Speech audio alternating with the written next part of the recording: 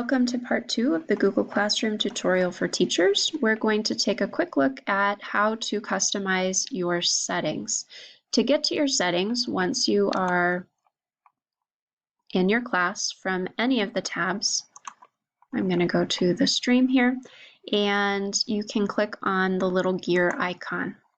This will take you to a page where you can see the class details that you entered when you originally set up the class. You can always come here and change up the class description or what you've named it, even the room number if you happen to get moved around. But I want to talk in more detail about the general settings. This is the class code that it defaulted to when you set it up. You can always come here if you want to reset it or disable it.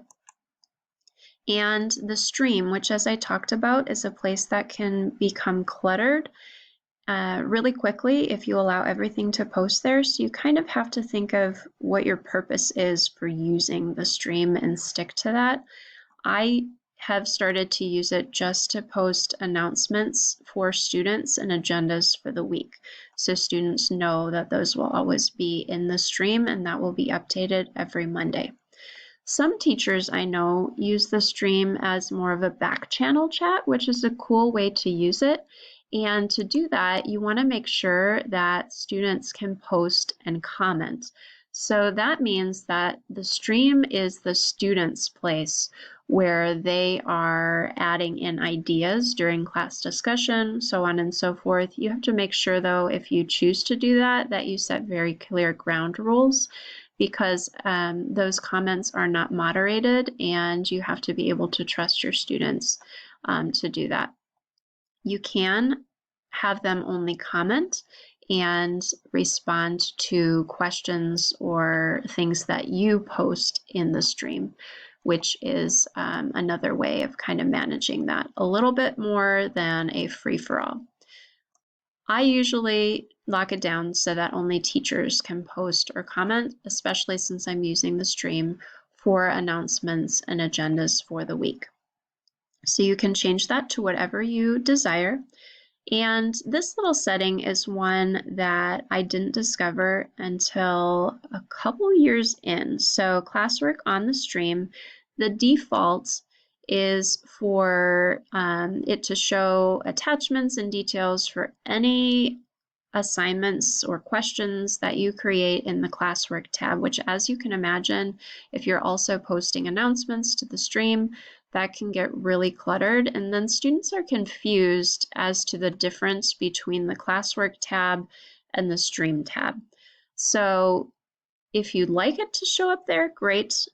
I have started to disable that because I think that it's cluttered and students will then default to the stream and be scrolling just to access old assignments, and that takes time away from their ability to focus on classwork.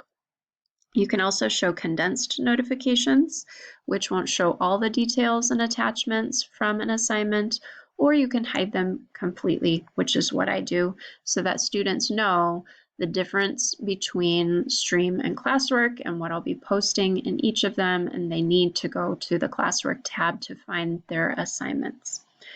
You can keep this to the default. I believe it is that only teachers can view the deleted items. So if you ever delete something from the stream, you as a teacher will be able to see it, but the students will not be able to see it.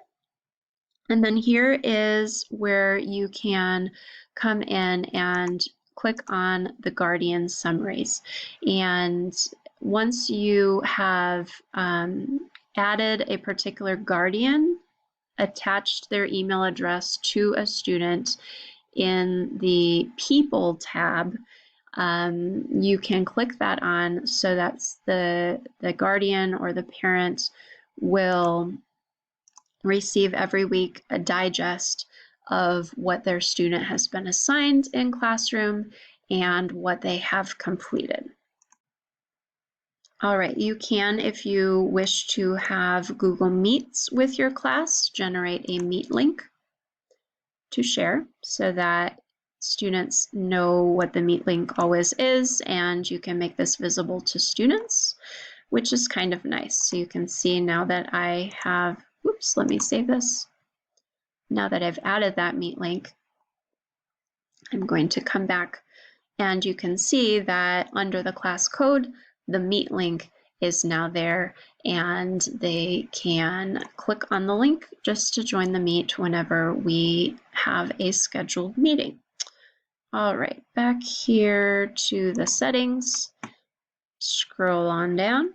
And if you are using the gradebook feature, if you are grading in Google Classroom, you can kind of pay attention to the grade categories that you set up. You can click to show the overall grade to students.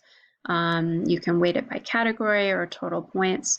So if you don't have a different gradebook that you're expected to use, that can be something that you would want to play around with. I am expected to use Teacher Access Center, so I will attach rubrics and show points for individual assignments, but I don't really often go in and look at the gradebook feature in Classroom because I have to transfer that over to the other gradebook that I am expected to use. So that about does it for settings. Definitely some things that you want to pay attention to and set up at the beginning of the year for success.